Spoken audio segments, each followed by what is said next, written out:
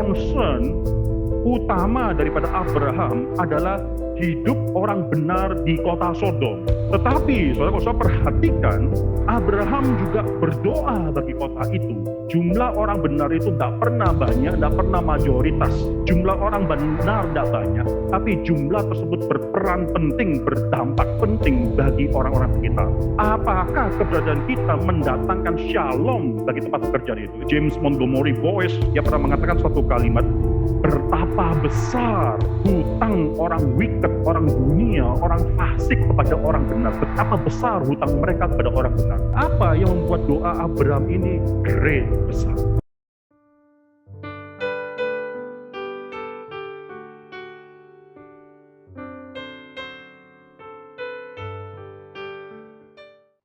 Saudara, kita akan mempelajari satu perikop daripada firman Tuhan. Kita buka Kejadian pasal yang ke-18. Ada satu dikenal sebagai doa syafaat daripada Abraham. Mari kita baca dari pasal yang ke-18, ayat 16 sampai dengan ayat yang ke-33. Kita akan membaca pertanggapan, saya baca yang genap, saudara baca yang ganjil, dan seterusnya sampai selesai. Demikianlah firman Tuhan bagi kita semua pada pagi hari ini. Doa syafaat Abraham untuk Sodom, lalu berangkatlah orang-orang itu dari situ dan memandang ke arah Sodom, atau memandang ke bawah ke arah Sodom, dan Abraham berjalan bersama-sama dengan mereka untuk mengantarkan mereka. 17.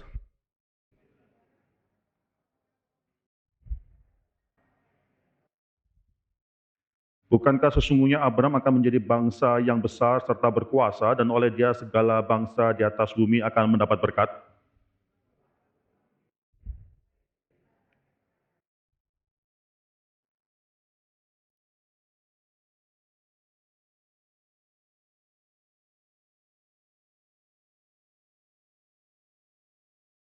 Sesudah itu berfirmanlah Tuhan, sesungguhnya banyak keluh kesah orang tentang Sodom dan Gomora, dan sesungguhnya sangat berat dosanya.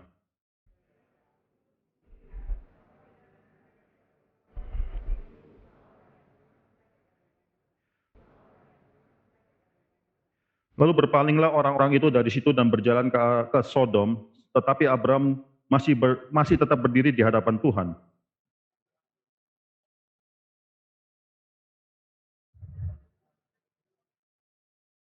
Bagaimana sekiranya ada 50 orang benar dalam kota itu, apakah engkau akan melenyapkan tempat itu dan tidakkah engkau mengampuninya karena ke-50 orang-orang yang ada di dalamnya, orang benar yang ada di dalamnya itu?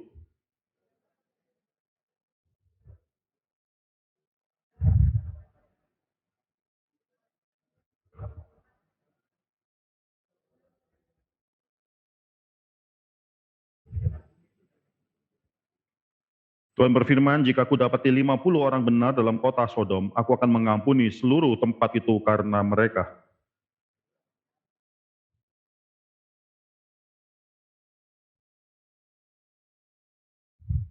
Sekiranya kurang 5 orang dari ke-50 orang benar itu, apakah engkau akan memusnahkan seluruh kota itu karena yang 5 itu? Firman-Nya, aku tidak memusnahkannya jika aku dapati 45 di sana.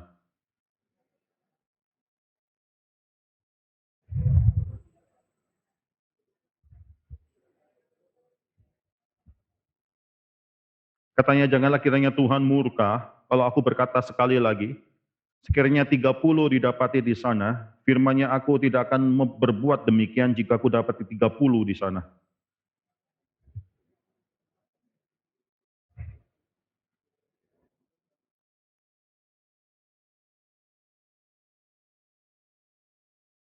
Katanya, janganlah kiranya Tuhan murka kalau aku berkata lagi, sekali ini saja, sekiranya 10 didapati di sana, firman-Nya, aku tidak akan memusnahkannya, karena yang 10 itu.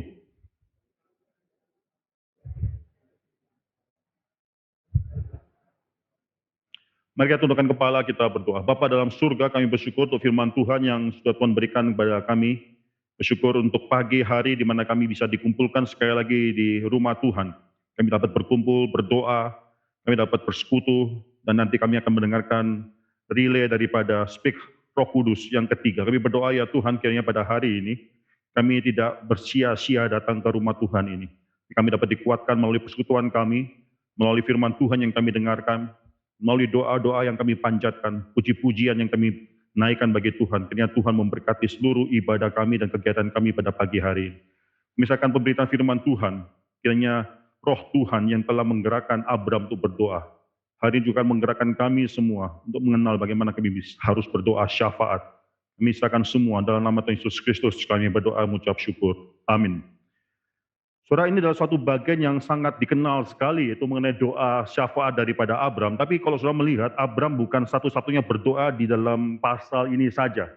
Abram sudah melakukan atau menaikkan doa-doa di dalam pasal-pasal yang lainnya. Contohnya, saudara, kalau kita buka Kejadian pasal 15. Kejadian pasal 15, itu nanti ada perjumpaan atau bagaimana Allah berkata-kata kembali berfirman kembali dengan Abraham. Dalam ayat yang kedua ada suatu kalimat yang dikatakan di sana, kalau kita bacakan, Abram menjawab, "Ya Tuhan Allah, apakah yang akan Engkau berikan kepadaku, karena aku akan meninggal dengan tidak mempunyai anak, dan yang akan mewarisi rumahku ialah Eliezer orang Damsyik itu." So, ini adalah suatu doa Abram bagi dirinya, ya dia mendoakan dirinya, tapi khususnya berkaitan dengan rencana daripada Tuhan yang menjanjikan keturunan bagi dia. Abram mendoakan dirinya, khusus dalam berkenan dengan rencana Tuhan tersebut. So, ini doa yang sangat menarik sekali dalam Kejadian pasal 15. Kalau saya perhatikan dalam Kejadian pasal 14, ayat yang ke-14, saudara. Coba kita baca di sana dalam Kejadian pasal 14 ayat ke-14, ketika Abram mendengar bahwa anak saudaranya tertawan, maka dikerahkannya lah orang-orang yang terlatih, yakni mereka yang lahir di rumahnya, 318 orang banyaknya, lalu mengejar musuh sampai ke Dan. Saudara, di sini orang yang lahir di rumah Abram sudah 318, itu yang sudah terlatih, saudara. Jadi yang lahir di rumahnya mungkin lebih banyak daripada itu. Tapi yang menarik dalam pasal 15, dia katakan satu anak pun dia tidak memiliki. Tidak ada satu orang pun yang lahir daripada istrinya dia. Tapi banyak yang lahir keluarga dia. Tapi tidak ada satu orang pun yang bisa meneruskan garis keturunan dia. Maka dia mendoakan. Karena ini adalah conversation bagaimana dia meminta akhirnya dia bisa mendapatkan suatu jaminan daripada Tuhan bahwa Tuhan yang berjanji akan menggenapkan janjinya. Usah perhatikan dalam Kejadian pasal 17. Kejadian pasal 17 adalah suatu kisah di mana sekarang Abraham karena sudah pasti tidak sabar, tidak sabar menantikan janji Tuhan tersebut. Akhirnya dia mendapatkan, dia ditawarkan oleh Sarai, saudara, itu budaknya, yaitu Hagar, dan dia akan mendapatkan seorang anak, itu Ismail. Ya, saudara akan melihat dalam ayat yang ke-15, itu kembali Tuhan berfirman kepada dia, dan pasal 17-15, selanjutnya Allah berfirman kepada Abram tentang istrimu Sarai, janganlah engkau menyebut dia lagi Sarai, tapi Sarah, itulah namanya. Aku akan memberkatinya, dan daripadanya juga aku akan memberikan kepadamu seorang anak laki-laki, bahkan aku akan memberkatinya, sehingga ia menjadi ibu bangsa-bangsa, raja-raja bangsa-bangsa akan lahir daripadanya. Seterusnya. Di sini sekali lagi Tuhan mengatakan kepada Abraham, dari Sarah nanti akan lahir keturunan, dan itulah yang akan menjadi penggenapan daripada janji Tuhan kepada Abraham dalam Kejadian pasal 12, akan lahir suatu bangsa yang besar tersebut, saudara. Kalau saudara perhatikan, saudara, Abraham tapi sudah memiliki Ismail, Abraham menyayangi Ismail. Kalau saudara perhatikan dalam ayat yang ke-18, Kejadian pasal 17, ini adalah suatu doa daripada Abraham untuk keturunannya, untuk anaknya Ismail. Dan Abraham berkata kepada Allah, sekiranya Ismail diperkenankan hidup di hadapanmu. Itu doa daripada Abraham.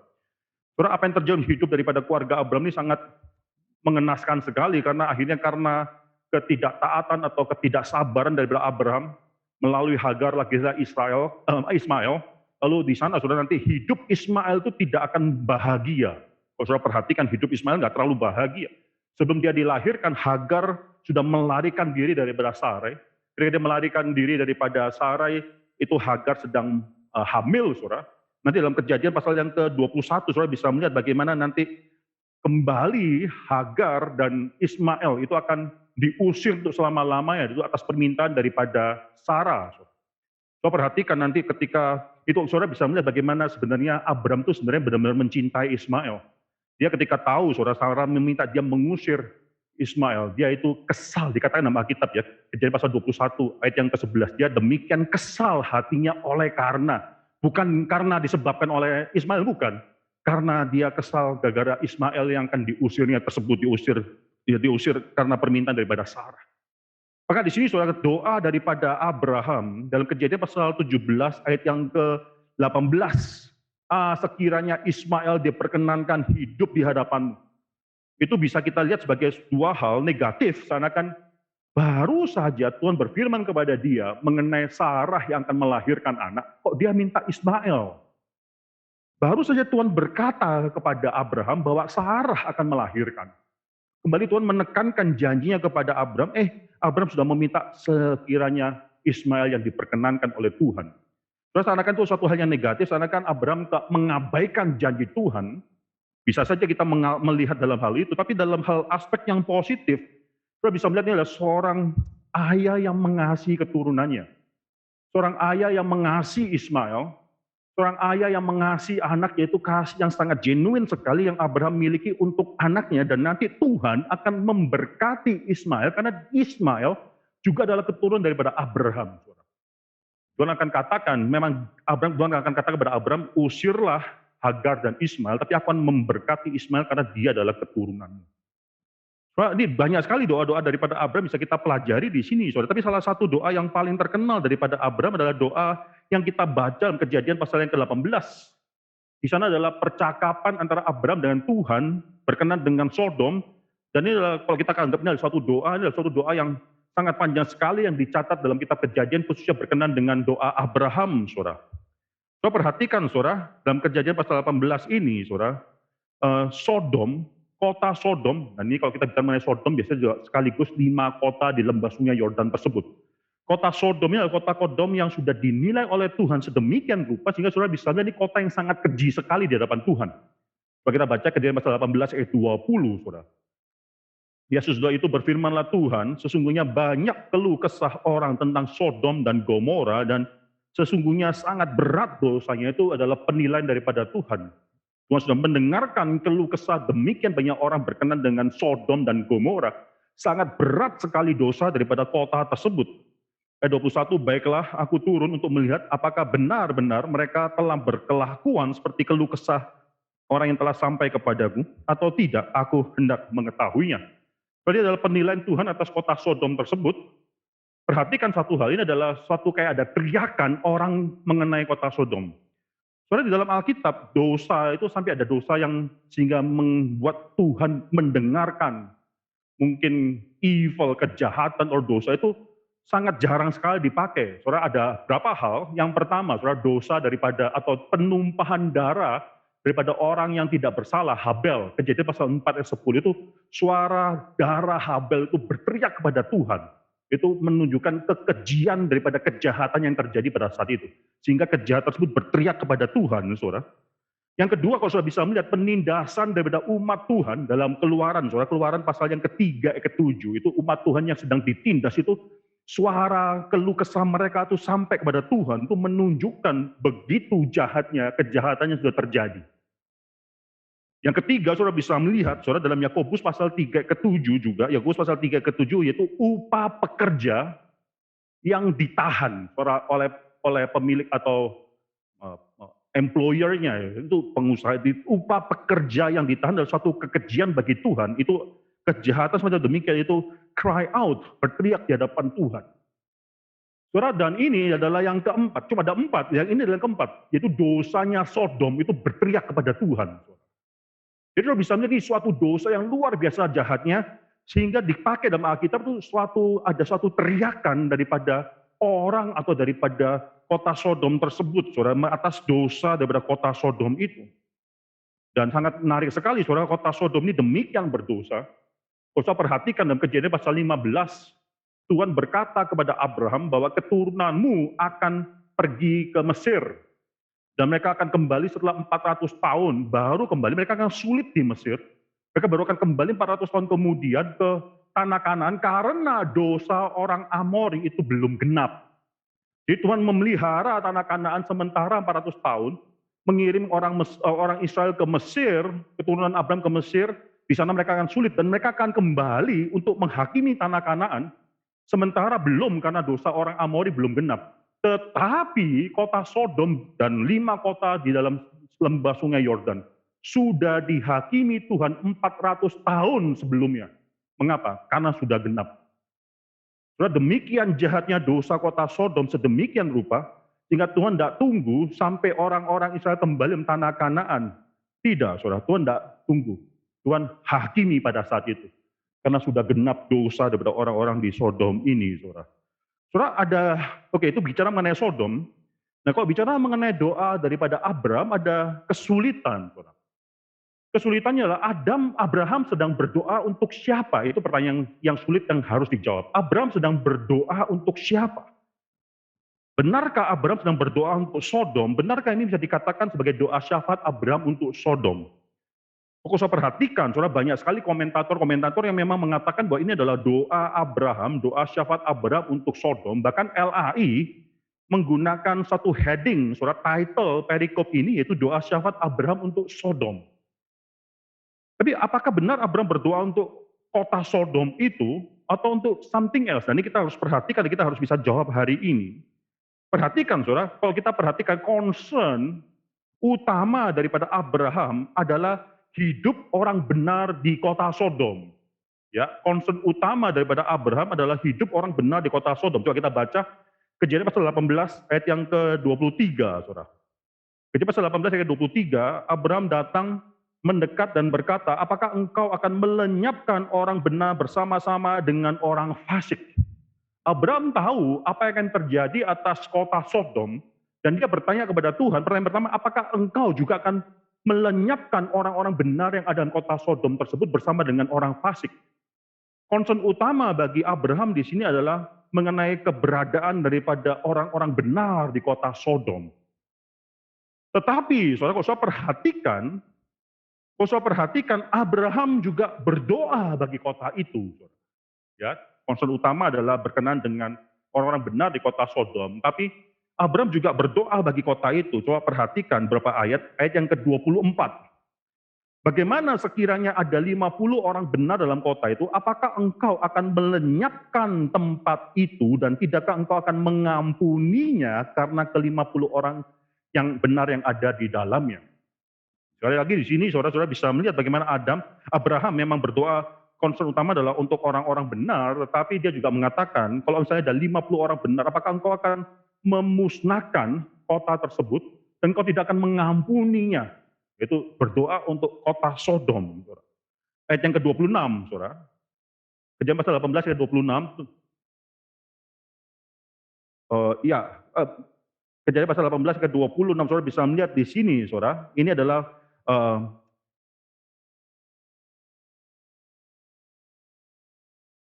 ayat 28, saudara. Ayat 28. Sekiranya kurang 5 orang dari ke-50 orang benar, apakah engkau akan memusnahkan seluruh kota itu karena yang 5 itu? Sekali lagi, doa Abraham bagi kota itu, apakah engkau akan memusnahkan kota itu? Abraham tanya mengenai well-being atas kota tersebut. Lagi pula, kalau saya melihat jawaban daripada Tuhan, Tuhan benar-benar menjawab kalimat atau doa daripada Abraham ini dengan suatu respon yang mirip. Ayat 26 misalnya, ayat 26. Tuhan berfirman, jika ku dapati 50 orang benar dalam kota Sodom, aku akan mengampuni seluruh tempat itu karena mereka. Ya, doa Abraham berkenaan dengan Sodom, apakah engkau tidak akan mengampuni? Tuhan katakan, aku akan mengampuni. Kalau saudara perhatikan yang lain lagi, ayat ke-31, ayat ke-32, saudara perhatikan di sana, katanya, sesungguhnya aku telah memberanikan diri berkata kepada Tuhan, sekiranya 20 didapat di sana, firman-Nya, aku tidak akan memusnahkannya karena yang 20 itu. Nanti kalimat yang sama juga diulangi lagi, aku tidak akan memusnahkannya karena yang 10 itu. Itu bicara ayat ke-32. Ini Tuhan mengatakan dia akan mengampuni kota itu karena yang 10 orang tersebut. Saudara, jadi menurut saya tidak salah kalau mengatakan bahwa Abraham berdoa syafaat bagi kota Sodom. Yaitu memang benar, saudara, fokus utama, concern utama daripada doa Abraham adalah orang benar di kota tersebut. Tapi pada akhirnya menunjukkan bahwa karena orang benar di kota tersebut, itu faedah besar didapatkan oleh kota Sodom. Saudara perhatikan, perikop ini sangat menarik sekali. Perikop ini akan mengatakan nanti akhirnya 10 orang benar di kota Sodom pun tidak ada. Di kota Sodom jangan bicara cuma satu kota Sodom, tapi 5 kota di lembah sungai Yordan itu. Akhirnya 5 itu akan dihakimi oleh Tuhan kecuali Zoar, saudara. Karena nanti Lot akan pergi ke Zoar. Saudara bayangkan di antara semua 5 kota tersebut, tidak ada 10 orang yang benar di hadapan Tuhan. Dan ini mengatakan satu hal bagi kita, jumlah orang benar itu tidak banyak. Jumlah orang benar itu tidak pernah banyak, tidak pernah majoritas.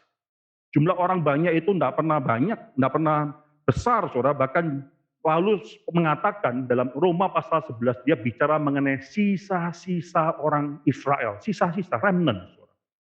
Sisa-sisa orang Israel. Dan Yesus berkata, dalam Lukas pasal 18, dia mengatakan, jika anak manusia datang kembali ke bumi, adakah dia akan menemukan iman? Jumlah orang benar itu tidak banyak, fenomena bisa kelihatan banyak, tapi yang benar-benar sejati di hadapan Tuhan itu belum tentu sebanyak yang kelihatan. Tapi menarik sekali, jumlah yang tidak banyak ini itu berperan penting bagi shalom banyak orang. Ini harus saudara harus kita mengerti hal ini. Jumlah orang benar tidak banyak, tapi jumlah tersebut berperan penting, berdampak penting bagi orang-orang sekitar. Saudara, ini suatu hal yang sangat penting harus kita ingat. Di tempat kerja kita belum tentu jumlah orang benar itu banyak. Jumlah orang jujur, jumlah orang yang takut akan Tuhan itu banyak. Belum tentu. Tapi apakah keberadaan kita mendatangkan shalom bagi tempat pekerjaan itu? Itu penting untuk dipikirkan. Kalau saudara perhatikan, saudara, seringkali saudara memang gara-gara segelintir orang benar, itu orang sekitar dapat berkat. Alkitab banyak menceritakan mengenai hal ini. James Montgomery Boyce, saudara, dia pernah mengatakan suatu kalimat, betapa besar hutang orang wicked, orang dunia, orang fasik kepada orang benar. Betapa besar hutang mereka kepada orang benar. Karena melalui keberadaan orang benar, mereka mendapatkan berkat. For the sake of righteous, God's righteous. Oleh karena untuk keuntungan atau untuk bagi orang benar tersebut, Tuhan mendatangkan berkat bagi banyak orang. Kalau diambil contoh, saudara, coba kita buka ya. Kejadian pasal 30, coba kita buka. Kejadian pasal 30, ayat yang ke-27, saudara. Kejadian pasal 30, ayat yang ke-27, ini bicara mengenai Laban dan Yakub. Tapi Laban berkata kepadanya, sekiranya aku mendapat kasihmu, telah nyata kepadaku bahwa Tuhan memberkati aku karena engkau. Perhatikan, Tuhan memberkati Laban karena keberadaan daripada Yakub. Kalau kita buka Kejadian pasal 39, ini Yusuf di Potifar. Kejadian pasal 39 ayat yang kelima, saudara. Sejak ia atau Potifar memberikan kuasa dalam rumahnya dan atas segala miliknya kepada Yusuf, Tuhan memberkati rumah orang Mesir itu karena Yusuf. Maka kalau saudara perhatikan Kisah Rasul, coba kita buka Kisah Rasul, saudara. Ya, kita buka Kisah Rasul dalam Perjanjian Baru, Kisah Rasul pasal yang ke-27, saudara. Itu keberadaan daripada Paulus menyelamatkan satu kapal. Kisah Rasul pasal 27 ayat ke-24, dan ia berkata, jangan takut Paulus, engkau harus menghadap Kaisar dan sesungguhnya oleh karunia Allah, maka semua orang yang ada bersama-sama dengan engkau di kapal ini akan selamat karena engkau. Dan kalau saudara perhatikan, coba kita buka satu ayat yang menarik di dalam Yeremia, saudara. Yeremia pasal yang ke-5 ayat yang pertama.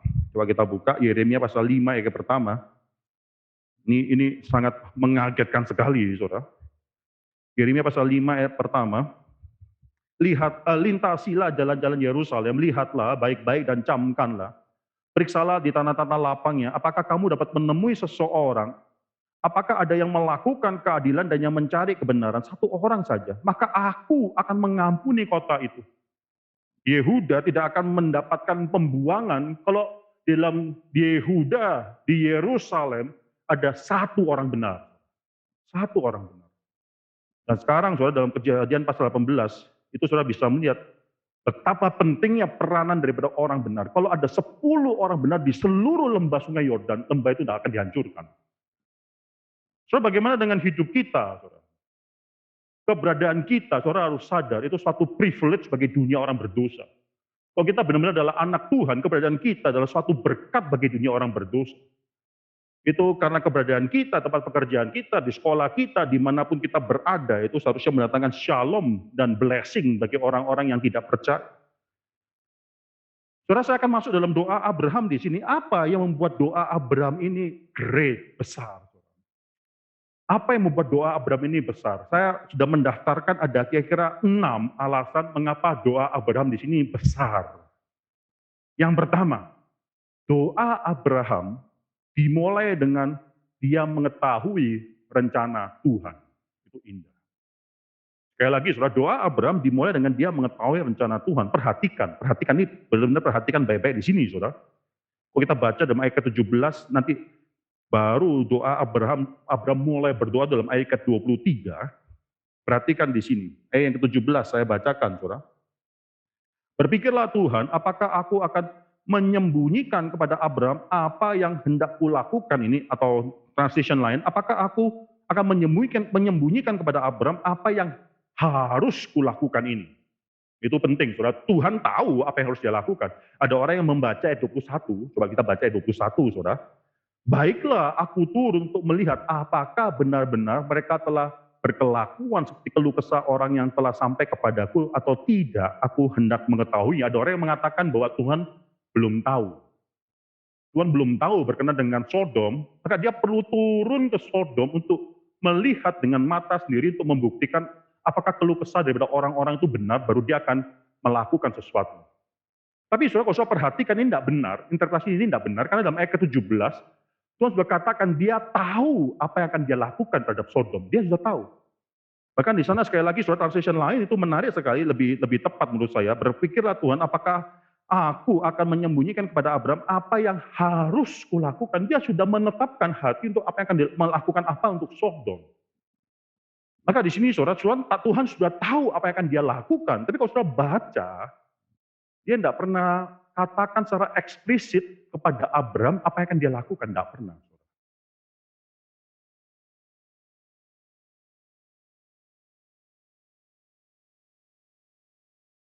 Kulakukan, bukankah sesungguhnya Abraham akan menjadi bangsa yang besar serta berkuasa, dan oleh dia segala bangsa di atas bumi akan mendapat berkat.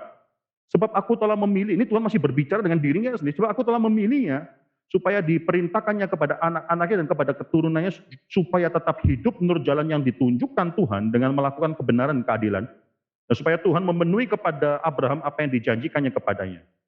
Lalu ayat 20 baru dia berbicara kepada Abraham. Sesudah itu berfirmanlah Tuhan, sesungguhnya banyak keluh kesah orang tentang Sodom dan Gomora, dan sesungguhnya sangat berat dosanya. Baiklah, aku turun untuk melihat apakah benar-benar mereka telah berkelakuan seperti keluh kesah orang yang telah sampai kepadaku atau tidak, aku hendak mengetahuinya. Dia tidak pernah bilang secara eksplisit apa yang akan dia lakukan. Tuhan tahu, sudah memutuskan apa yang harus dia lakukan, tapi dia tidak share kepada Abraham seluruhnya. Dia cuma kasih tahu pada Abraham mengenai status the evil daripada kota Sodom tersebut. Ayat 22, lalu berpalinglah orang-orang itu dari situ dan berjalan ke Sodom. Tapi Abraham masih tetap berdiri di hadapan Tuhan. Ayat 23, Abraham datang mendekat dan berkata, apakah engkau akan melenyapkan orang benar bersama-sama dengan orang fasik? Dari mana dia tahu rencana Tuhan? Ini suatu hal yang sangat penting sekali. Mengapa? Karena saya percaya Abraham itu ada suatu kepekaan, saudara. Nggak harus semua itu ditulis secara eksplisit. Ada orang-orang Kristen kerdil yang mengatakan bahwa dia tidak melihat peraturan ini atau itu secara eksplisit ditulis dalam Alkitab, maka dia tidak melakukannya atau dia melakukannya.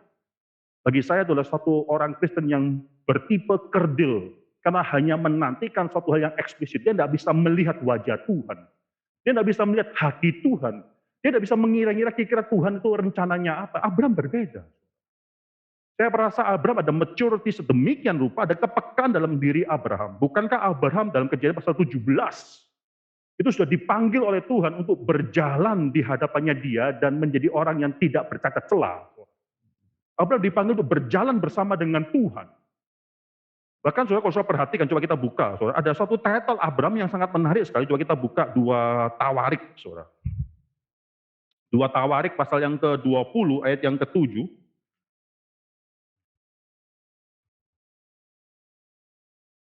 2 Tawarik 20 ayat ke-7.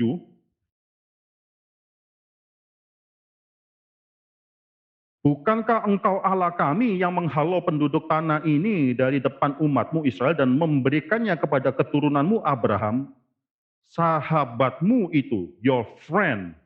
Ya, Abraham dipanggil sebagai temannya Tuhan. Sahabatmu itu untuk selama-lamanya. Demikian juga kalau saudara baca dalam Yesaya pasal 41, coba kita buka. Yesaya pasal 41 ayat yang ke-8 juga demikian, saudara. Itu suatu title yang diberikan kepada Abram yang tidak dimiliki oleh orang lain. 41 ayat ke-8.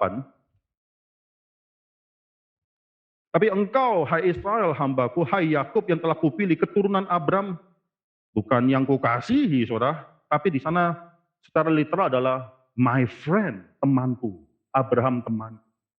Itu luar biasa sekali, saudara, title. Abram mendapatkan title sebagai temannya Tuhan. Saudara, ini sehingga seorang yang demikian dekat mengikuti Tuhan, tidak perlu harus dikasih tahu semua huruf perintah daripada Tuhan, baru dia bisa mengerti isi hati Tuhan. Dia bisa menerka dan dia bisa tahu. Demikian juga dengan kita, saya percaya Yesus berkata kepada kita, kepada murid-murid mengatakan, engkau sudah bukan lagi itu dianggap sebagai budak, tapi sebagai teman. Seorang teman itu mengetahui kehendak. Ya budak tidak tahu, tapi teman itu demikian berbeda. Bagi saya ini adalah suatu hal yang sangat menarik sekali daripada doa Abram. Doa Abram dimulai daripada dia mengetahui terlebih dahulu rencana Tuhan. Seringkali, saudara, kita tidak pernah mengenal rencana Tuhan. Sekali kita menerka-nerka rencana Tuhan, bahkan kita berdoa seringkali berlawanan dengan rencana Tuhan, maka doa kita tidak mungkin bisa menjadi doa yang besar di hadapan Tuhan, tidak mungkin. Doa kita tidak mungkin menjadi doa yang bisa menggerakkan orang lain, bahkan kita pun tidak tahu rencana Tuhan ketika kita berdoa. Tapi tidak demikian dengan Abraham, dia mengenal dengan jelas apa rencana Tuhan berkenan dengan kota Sodom, dan dia berdoa intercede bagi kota Sodom dan khususnya bagi orang benar di kota Sodom tersebut.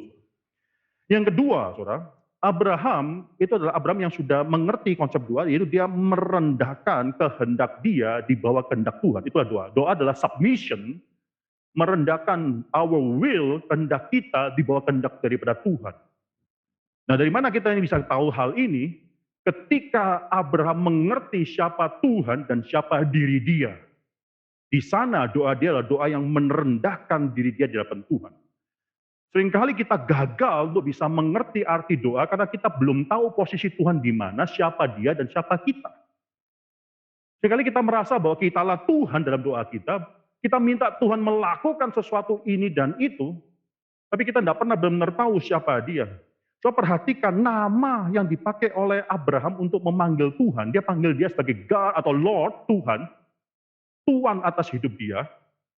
Ada satu nama lain lagi yang akhirnya dia berikan kepada Tuhan, itu ayat yang ke-25. Masakan hakim segenap bumi. Itu satu title yang sangat penting sekali. Hakim segenap bumi menunjukkan bahwa dia sadar Tuhan yang memiliki hak untuk menghakimi segala sesuatu. Dia berhak. Kalau dia mau menghakimi seluruh lembah sungai Yordan, itulah hak daripada Tuhan, karena dia adalah hakim daripada seluruh bumi. Dan saudara perhatikan dalam doa syafaatnya Abraham kepada Tuhan, permohonan-permohonan dia panggil diri dia apa? Saudara perhatikan di sini, saudara, ayat yang ke-27, Abraham menyahut, sesungguhnya aku telah memberanikan diri berkata kepada Tuhan, walaupun aku debu dan abu. Ini satu hal yang penting, saudara, walaupun aku debu dan abu, dust and ashes. Dia merendahkan diri dan dia melihat Tuhan itu demikian tinggi. Karena kalau kita mengerti siapa diri kita dan siapa Tuhan kita, baru pada saat itu kita benar-benar bisa submit our will di hadapan atau di bawah kehendak daripada Tuhan. Di sini Abraham tidak pernah memaksakan, engkau harus melakukan ini, engkau harus melakukan enggak. Dia cuma meminta dan berbicara kepada Tuhan, sekiranya kalau misalnya ada 50 bagaimana? Kalau ada 45 apa yang akan kau lakukan? Kalau ada 40 apa yang kau lakukan? Dan seterusnya. Ini doa yang tidak memaksakan kehendak. Saudara perhatikan dengan doa-doa kita. Saudara, kalau kita mengenal siapa Tuhan dan siapa diri kita baru bisa mengerti arti doa, yaitu submission of our will di hadapan God's will, saudara, di bawah God's will. Yang ketiga, saudara, doa Abraham adalah suatu doa yang indah karena ada suatu keberanian dalam diri Abraham. Ada suatu keberanian dalam diri Abraham untuk datang kepada Tuhan dan quote and quote, saudara, bernegosiasi dengan Tuhan.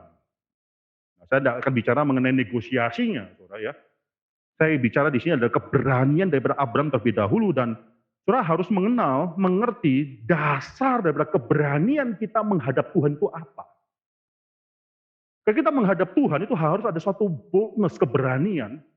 Pertama, karena kita adalah anak Tuhan, kita bukanlah orang yang akan dihakimi oleh Tuhan. Kita menghampiri takhta daripada Tuhan yang mengasihi kita. Tapi ada suatu keberanian Dan keberanian itu bukan karena kita ngotot, saudara. Doanya Abraham itu bukan indah karena dia ngotot. By the way, kalau berdasarkan doanya Abraham, Lot harus mati di kota Sodom. Karena dia kok berhenti di angka 10. Doanya Abraham bukan indah karena dia ngotot berdoa dan tekun berdoa di hadapan Tuhan. Bukan itu. Doanya Abraham demikian indah karena dia berani, dan beraninya dia itu berdasarkan karena karakter daripada Tuhan. Dia appeal kepada karakternya Tuhan. Dia bukan appeal kepada kehendaknya dia. Dia bukan appeal kepada belas kasihan dia kepada orang-orang Sodom. Enggak, dia appeal masuk dalam daripada karakternya Tuhan. Kalau saya perhatikan, saudara. Ayat yang ke-24. Apakah engkau akan melenyapkan tempat itu dan tidakkah engkau mengampuninya serta karena ke-50 orang yang benar yang ada di dalamnya, jauhlah kiranya daripadamu untuk berbuat demikian, membunuh orang benar bersama-sama dengan orang fasik, sehingga orang benar itu seolah-olah sama dengan orang fasik. Jauhlah kiranya demikian daripadamu. Masakan hakim segenap bumi tidak menghukum dengan adil? Itu appeal pada karakter Tuhan. Soalnya tentunya Tuhan tidak perlu diingatkan mengenai siapa diri dia. Tuhan adalah Tuhan yang self-sufficient, dia tidak perlu diingatkan mengenai siapa diri dia. Tapi kalau saya perhatikan, Tuhan seakan menikmati soal conversation itu. Tuhan melanjutkan, Tuhan tidak bilang, stop, saya tahu siapa diri saya, tidak perlu engkau bicara lebih lanjut lagi. I know who I am who I am. Tidak begitu, saudara. Tuhan terus melanjutkan conversation dengan Abraham. Dan di sana, saudara, Abraham diberikan kesempatan terus appeal karakter daripada Tuhan tersebut. Dia punya righteousness, dia punya righteous judgment, dan sebagainya. Satu hal yang sangat indah, saudara, kita perlu memperhatikan dalam doa-doa kita, apa yang menyebabkan kita berani datang kepada Tuhan. Apa yang menyebabkan kita akhirnya berani berkata-kata, bahkan berani kita dalam doa-doa daripada doa Sabtu kita banyak melakukan intercession, yaitu doa syafaat bagi pekerjaan Tuhan. Apa yang menyebabkan kita berani berlutut di hadapan Tuhan dan melakukan doa syafaat? Bukan postur tubuh kita, enggak, tapi kita berani meminta dan mengklaim janji-janji Tuhan dan karakter daripada Tuhan. Ketika bangsa Israel melawan Tuhan, Musa akhirnya berdiri sebagai suatu pengantara antara orang Israel dan Tuhan. Dan di sana Musa mengklaim karakter daripada Tuhan, appeal kepada karakter Tuhan. Dia mengklaim janji Tuhan yang mengatakan akan mengeluarkan bangsa tersebut daripada tanah perjanjian. Jangan sampai orang-orang lain, bangsa-bangsa lain melihat engkau gagal. Itu appeal kepada janji Tuhan. So, ini indahnya doa daripada Abraham, mana dia bisa memiliki suatu boldness untuk datang kepada Tuhan dan appeal kepada karakter daripada Tuhan. Yang keempat, saudara, mengapa doa Abraham ini indah? Karena doa syafaat dia bukan bicara mengenai untung rugi diri dia, tapi dia sedang berdoa untuk satu kota yang demikian jahat di hadapan Tuhan. Abraham is praying for sinners. Ya memang sekali lagi fokus utama adalah orang benar, tapi di dalam doa dia juga minta pengampunan, minta bagaimana kota tersebut bisa dilepaskan oleh karena orang benar tersebut. Saudara, saya bersyukur Gary mengajarkan kepada jemaat untuk tidak selfish dalam doa-doanya. Tapi berapa sering kita mendengarkan bagaimana orang berdoa itu secara selfish. Dan tanpa sadar seringkali dalam doa-doa kita masih selfish. Saudara, datang dalam persekutuan doa, itu satu hal yang indah di mana kita tidak mendoakan diri kita, keluarga kita mendoakan kerajaan Tuhan. Tapi bisa berdoa untuk orang berdosa, it takes a lot of love. Mengambil atau memerlukan demikian besar kasih kepada orang berdosa. Saya perlu, saudara, dalam doa-doa kita perlu ajak keluarga kita, diri kita untuk memikirkan mengenai orang berdosa, di mana kita hidup di dalamnya. Saudara, doa Abraham adalah doa yang indah, karena dia tidak sedang memikirkan mengenai diri dia. Lot pernah memilih lembah sungai Yordan karena untung rugi diri dia. Tapi di sini, saudara, Abraham berdoa untuk orang berdosa. Tidak ada untungnya. Saudara, kalau saya perhatikan ini tidak ada untungnya doa ini untuk Abraham itu tidak ada untungnya. Dia berdoa untuk orang lain dan khusus untuk orang berdosa. Yang kelima, saudara, ini yang indah. Kalau tadi doa itu dimulai dengan kehendak daripada Tuhan, doa ini akhirnya diakhiri oleh Tuhan. Ada orang yang bertanya ya, ini kenapa kok sampai 10 doang berhenti ya?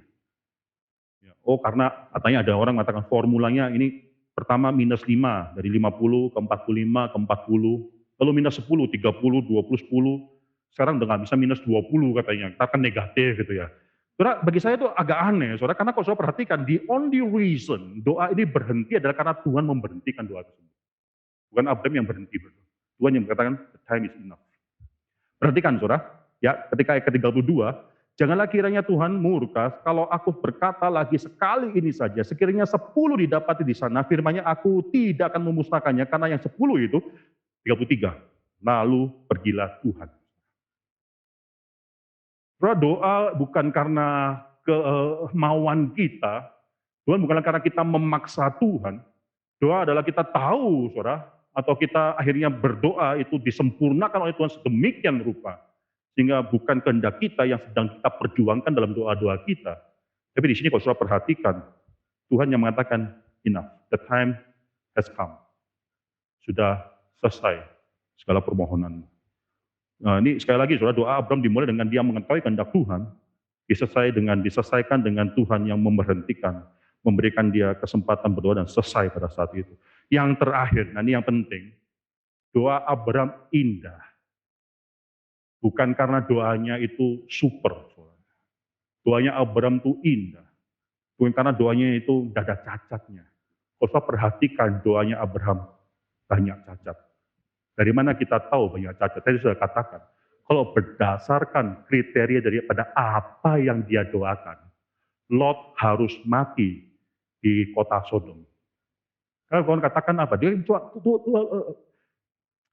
Abraham cuma mengatakan bagaimana kalau ada 10, kalau ada 10 kota Sodom tidak akan dihancurkan. Dia tidak pernah mikir kalau kurang dari 10 bagaimana. Dia tidak pernah mikir bahwa ternyata di antara seluruh lembah sungai Yordan itu yang orang benar yang akan selamat daripada hukuman daripada Tuhan itu cuma 3 orang. 5 pun tidak ada. 3 orang yang akan keluar daripada penghukuman Tuhan, yaitu Lot dan kedua anaknya. Sehingga di sini kalau bisa melihat doanya Abraham itu banyak kekurangannya. Tapi apa yang membuat doa Abraham itu indah? Karena Tuhan yang menyempurnakan doa dia. Tuhan yang menyempurnakan doa dia. Tuhan tidak melakukan sesuatu berdasarkan keindahan daripada doa Abraham, kecukupan daripada doa Abraham, tidak. Bahkan Tuhan melakukan sesuatu yang tidak Abraham minta. Tuhan menyelamatkan Lot. Tuhan juga membawa keluar istrinya dan kedua anaknya. Istrinya walaupun akan menjadi tiang garam, tapi Tuhan melakukan sesuatu yang Lot sendiri tidak memintanya. Bahkan mungkin tidak memikir, Abraham sendiri tidak pernah memintanya. Bahkan mungkin Abraham tidak pernah pikir ke sana. Saudara, kita bisa teringat dalam satu nats yang mengatakan bahwa Roh penolong itu akan menolong kita dalam semua doa-doa kita, bahkan dalam keluh kesah yang tidak terucapkan.